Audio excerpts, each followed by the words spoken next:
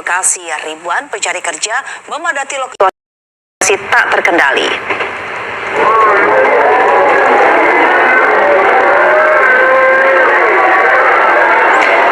Demi mendapatkan pekerjaan, ribuan orang rela berdesakan hingga terjadi kericuhan. Job fair yang diselenggarakan pemerintah Kabupaten Bekasi di Jaya BK Cikarang Utara berubah menjadi lautan manusia. Antrian membludak, akses masuk terbatas hingga memicu dorong-dorongan dan kericuhan. Warga mengeluh karena kurangnya informasi dan buruknya peraturan. Beginilah sulitnya mengais rezeki di negeri sendiri. Semoga ke depan kegiatan serupa dapat berjalan lebih tertib demi menjaga martabat para pencari kerja. Assalamualaikum warahmatullahi wabarakatuh. Saya Yudi Pramukong, Arek Malang Arema, dari Parung YouTuber tertua di semesta. Alhamdulillah, wassalatu wassalamu ala rasulillah. Sekarang hari ini khusus saya bicara dengan KDM, Gubernur Jawa Barat. Kang, kemarin kita lihat itu di video orang cari kerja anak-anak muda di job fair itu, baru mencari kerja segitu banyaknya. Saya usul ke Kang Dedi, coba bikin job fair di Bandung, ya. Kira-kira seberapa banyak yang akan datang. Terus bikin job fair lagi di Bogor. Habis itu bikin lagi job fair di misalnya di mana, ya, di kota-kota, di Cirebon misalnya, atau job fair di Tasik, ya, untuk melihat peta anak-anak muda yang haus ingin cari kerjaan itu, kita jadi tahu, Kang. Itu yang pertama. Yang kedua, jangan dengerin omongannya Rocky Gerung soal otak dangkal, ya. Kang Dedi kan dituduh sedang mengajarkan kedangkalan, ya, sehingga orang itu tidak diajak untuk berpikir lebih holistik, lebih substantif gitu. Kalau yang saya pahami itu jangan dengerin kecaman jujur dari Rocky Gerung, dan saya setuju isi dari kecaman itu terhadap Kang Dedi, tapi jangan didengerin. Sekarang persoalan yang tersisa adalah apa rencana induk dari Kang Dedi untuk menyelesaikan pengangguran anak-anak muda itu.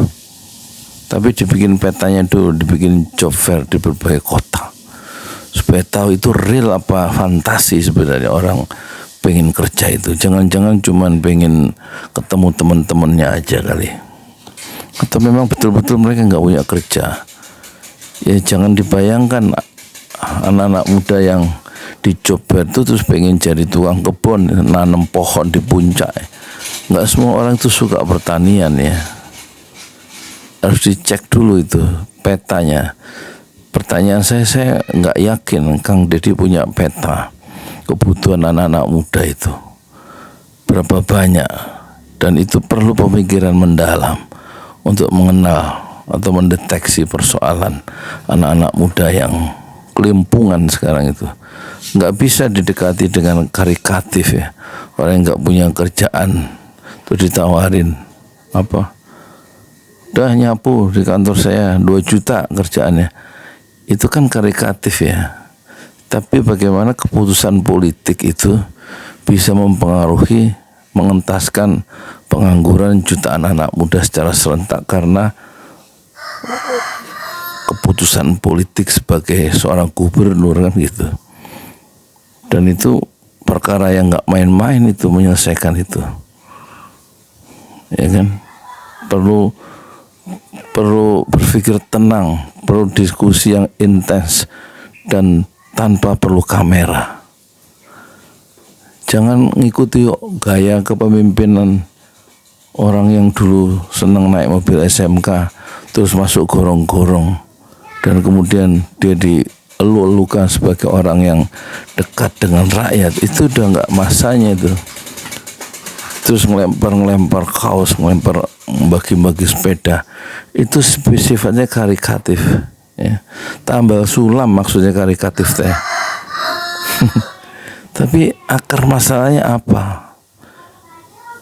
Dan itu kalau memang Jawa Barat itu penduduknya 50 juta itu nggak kira-kira itu besarnya itu, dan anak muda yang nganggur mungkin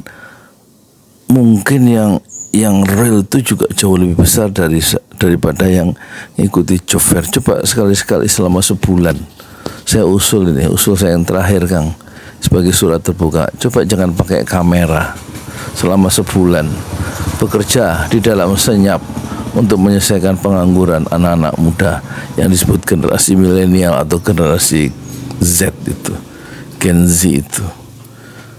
Nanti kelihatan itu di dalam menyelesaikan persoalan yang lebih holistik, lebih menyeluruh itu diperlukan pemikiran yang mendalam. Dan memang kedangkalan adalah ciri utama dari Kang Deddy Mulyadi. Assalamualaikum warahmatullahi wabarakatuh. Di jalan Allah. Ini Masjid Enam Syuhada lagi dikunjungi sama Ketua Hilmi. Modal awalnya berapa Pak Yudi Pramuko? 750.000. 750.000 rupiah aja. Jadi ini 500 jutaan nih barang. Sekarang udah habis 310.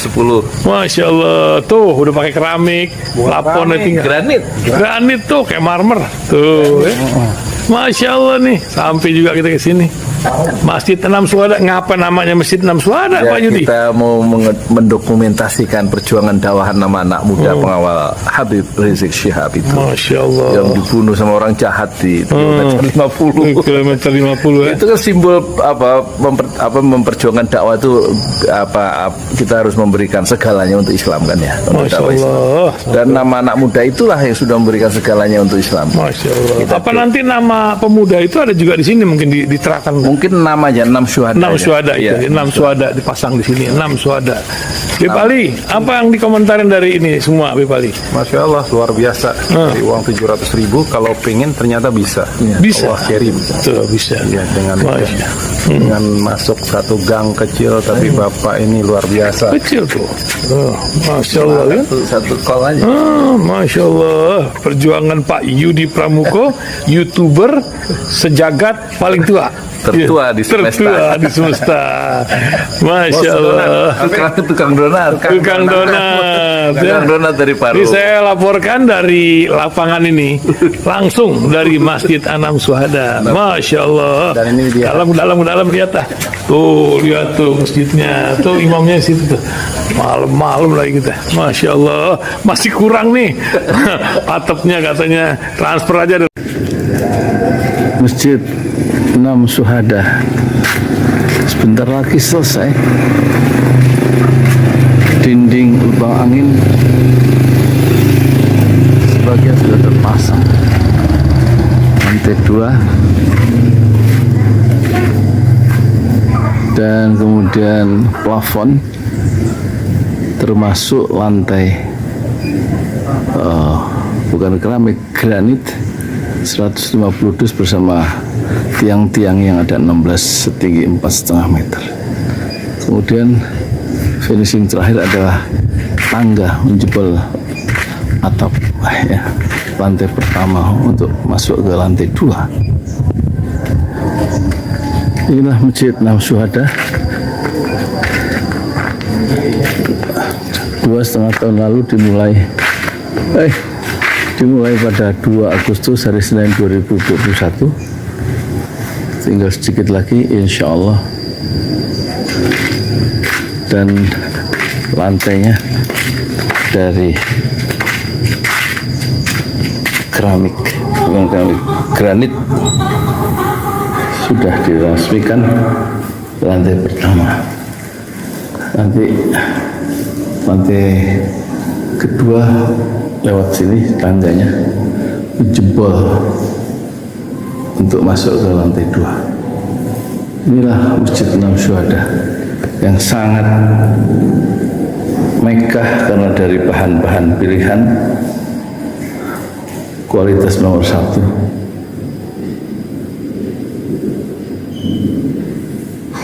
Tinggal sekitar 80 juta lagi, finishing lantai atas selesai, insya Allah.